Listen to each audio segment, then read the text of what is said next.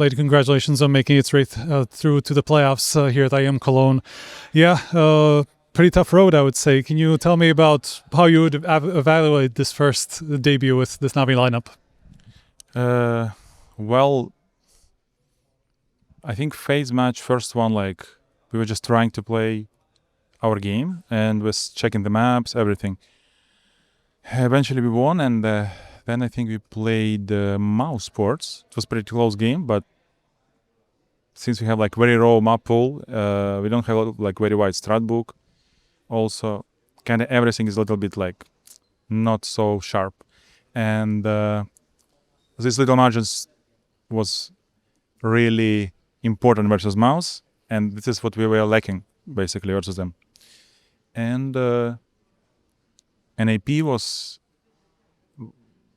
I think, it's a kind of tough finish, but at the same time, because of our map pool, I think we could create better veto. But since we didn't like have the same map pool as previous season, I mean before major, we couldn't like play with veto and like to remove their strong maps, because I think they got like two of their strong maps in the pool, like Nuke and Train. And yeah, thank God that at the end of Train, like we finally won some crazy rounds, like with Eco, and yeah, and playing two matches kind of very tough for us. Like last time, I think we lost in Melbourne.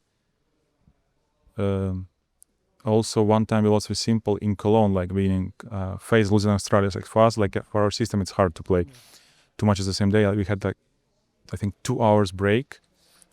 Basically, of course, we always prepare for opponents, and we need to know what they're doing, kinda. And it's not enough like just say before the game, like they have this. You just need to find out like what are the real gaps. And basically, you have only time like to eat, a little bit like to rest, because it's very exhausting to play 3 maps. And then you don't have at all time like to find some good game plan to basically find real weaknesses to abuse them. But very good that we played them before, so we had already a game plan. And yeah, Inferno we kind of also analyzed previous time, so it was kind of interesting to switch now like to Inferno. They also, I think, was planning to play Inferno, I think so. They wanted to remove Nuke maybe because even if we pick Mirage, I think they will remove Nuke to play Inferno, looks like, because this time they removed Nuke to play Mirage third, which is kind of our last time pick. And yeah, like it's like game by game, it's good. It like for us it's a good sign, obviously good sign that we like did one bootcamp with a new player, changed some roles, and kind of very fast in the playoffs. And yeah, all opponents were strong, and scene is very competitive. So yeah, I'm happy with what we achieved. Can you tell me how happy you are with makazze? Of course, a big debut, you know, to come into such a tournament for his first one must be quite challenging for a player to be thrown straight into the deep end, right? Tell me about how he handled this pressure, you know, this first debut for himself. So, important part that we cannot compare him to other like players from like let's say big echelon, like not from all like let's say top 6 teams on these tournaments, like from playoff. It's hard to compare him. He will be for sure like lower in a lot of aspects, because knowledge, experience, like protocols of our system, obviously. And this one we cannot compare. Like we need to take him like and analyze like a real like coming up player from academy who doesn't have long experience at all. And if you analyze him like this, he's like kind of incredible, showing really good potential as for me, because he's, like Alexis said, he's kind of confident in terms of what he wants to do. And at the moment, I think all he needs like is to upgrade his knowledge, but which is obvious. So we need to give some time, and not like one tournament. Like we can really test, like viewers can really test him and see how strong he will be like on Budapest Major if we'll qualify there. Can you tell me about the thinking behind adding him? Of course, we see him as this aggressive guy, and JL was more of a lurker. Let's say he always picked his opportunities, right? And the way that you are using makazze tends to be a bit more aggressive from what we can see. What was the thinking about making this the lineup, you know, for the season? You mean why we picked makazze? Yeah. Because I think any team like from tier 1 will for sure want to pick up, let's say, I don't know, somebody like Robs, right? Or somebody like Donk, for example. And for sure, for our system, it's much better to instantly add the guy with experience from tier 1, because you don't need to waste time. And we are instantly playing also a lot of tier 1 tournaments where we need to be tested with good points, good results, which is also like a huge risk for us to take an experienced player.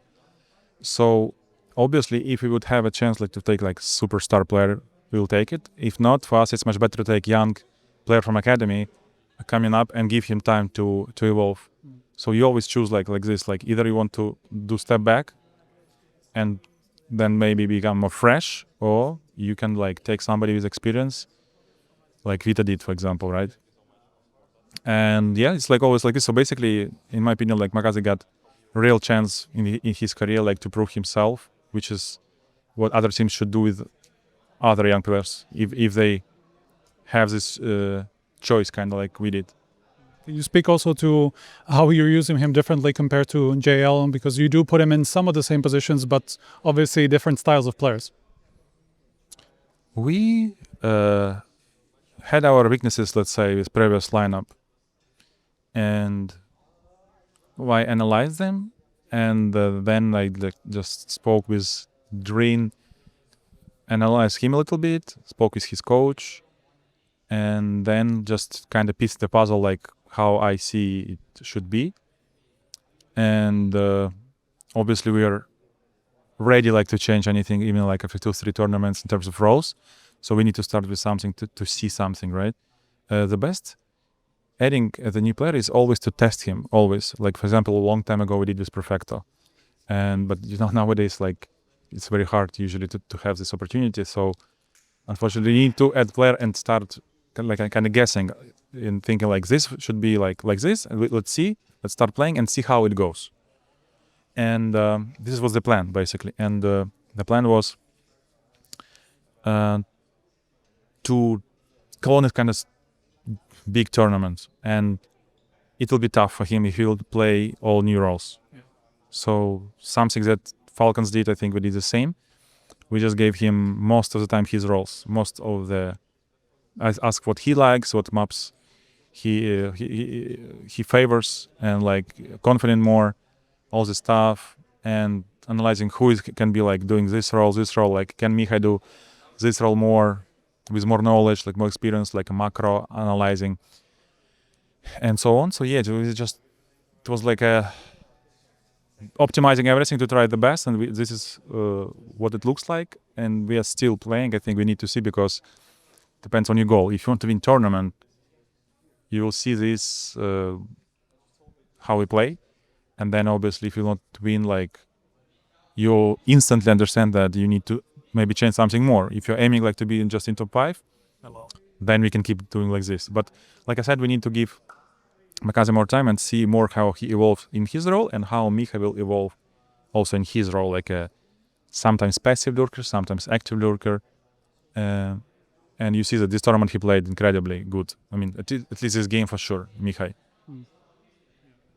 What are you looking to see from this team, you know, to tell you that it is an improvement from the last season? You know, obviously, you know, that you tackled different challenges in the last season. What is it that you're looking to see from this iteration that will convince you, you know, that this has been an improvement? Well, this is a rebuilding process, and for now we are focusing fully like on the rebuilding process, to come up to the Budapest Major with the best kind of shape, and to see our potential for next season, like this. And obviously we always, I think nowadays, with a good game plan and with a good decision making, with MR12 you can win any team. I mean, you have a chance to win any team basically. And yeah, for us it's like we're aiming like on the rebuilding, focus on the rebuilding process, trying to improving everyone in each role and to see what material we have for next season. And then we basically aim for trophies for next season. But nobody says that we will not try to win anything this season. But for sure, we should not be like, expectations should be lower. It's very important. Like, we just need to focus on enjoying the game and like being in constantly like in the flow, like focusing to be in the flow, nothing else. And maybe then it will bring us some win this season. Lastly, s1mple obviously came back to sign for BC.Game. He even referred, I think, your comment about him needing to come up from the bottom again, you know, grind through the second tier. I think it's something you said somewhere late last year. What are your thoughts on him signing for BC.Game? Yeah, basically, if you cannot get a tier 1 team, like I said last time, it's for sure much better to grind with lower teams, not obviously tier 3, it can be even tier 2. You just, they not giving you a chance to come in tier 1, come lower, go there and prove them, like show them that you want to go upper, right? Something like this. And I think s1mple showed like really good performance, in my opinion, on the Austin Major. So it's like everything is quite easy. He has potential still to be the best player in the world. It's all about effort, right? Like, if he really wants it, then like, let's take Carrigan. Like, look how much passion he has. Let's take Apex. Look how much passion he has at this age. And people like basically, they have a real goal, right? And they like constantly working to reach this goal. So I think s1mple needs to do the same.